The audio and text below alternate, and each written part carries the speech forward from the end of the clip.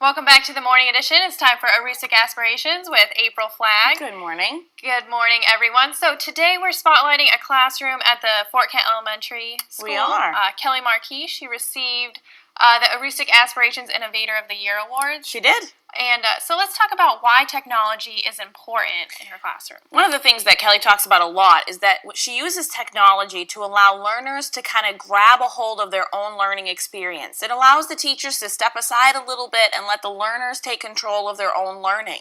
And when they do that, they can actually create their own learning evidence binders and continually track and understand the learning where they are.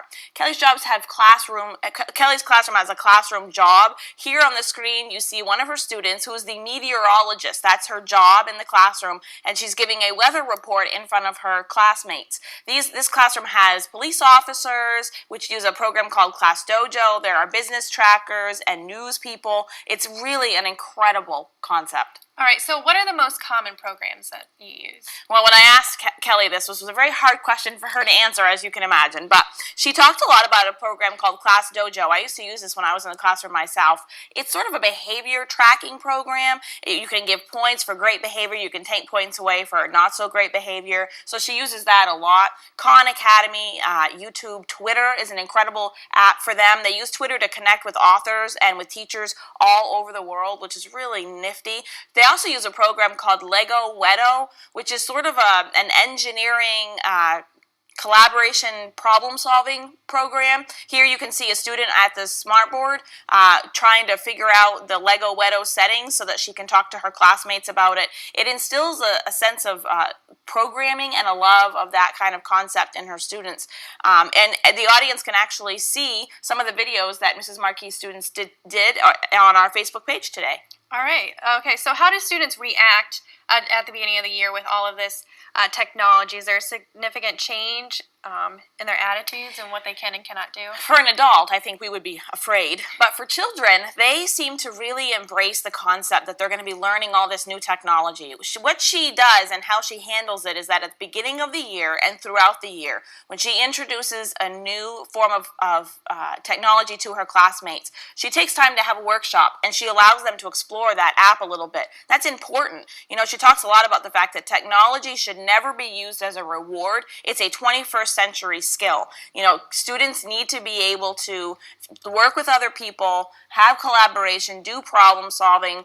As the year goes on, they begin to learn to solve their own problems, and then they start to instruct other kids on how to use things. And then by the end of the year, they're pitching her about how they can combine programs, and then they tweet results so that the companies can learn from their own experiences. All right, so I know a hot topic, I've heard it everywhere, Common Core. Yes. So how does technology help Kelley students achieve the standards of Common Core? So the Common Core has been around for about 2 to 3 years, and it's really come into focus this last year. One of the things that Kelley does, which is really interesting, she uses something called a flipped classroom, and she uses a program called LearnZillion and a program called Khan Academy to do it. A flipped classroom is when a teacher teaches a lesson, but the student watches the lesson at home, and then when they come to school the next day, the teacher actually reteaches the skill that they watched the night before, but is right there to answer any questions. So using LearnZillion, she can enter a code, and not only can the students watch the video, but parents are made aware that there is a video being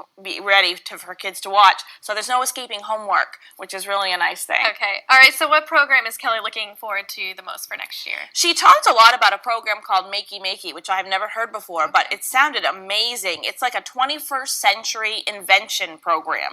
They can use it to learn a little bit more about writing code. They can use it with Scratch, and then they can create their own interactive models and use them to sort of talk about different things, books, movies, anything. She also was very excited because this year they're getting a green screen, and her meteorologists especially are very excited to give proper weather forecasts. Oh yeah, that'll be yes, lots of fun using the green screen. Yes. So we're running out of time here, so where can people find out more information? As I said, they can go to our Facebook page, and we have her videos posted right there, so like our Facebook page, go there. And if you're a kid, or if you're a teacher, or principal, or superintendent, and you're doing amazing things in your schools, we want to know about it, because we like these Monday segments to really put a spotlight on some of the amazing educational things happening in our community. And of course, don't forget about Heidi's Hope, Saturday. All right, sounds great. Well, thanks, April, and we'll see you next See you Monday. next Monday. Same time, same place. Same time, same place. Let's take a quick look at your 7-day. Looking like a great day for this Columbus Day if you have the day off. 59 degrees. Some areas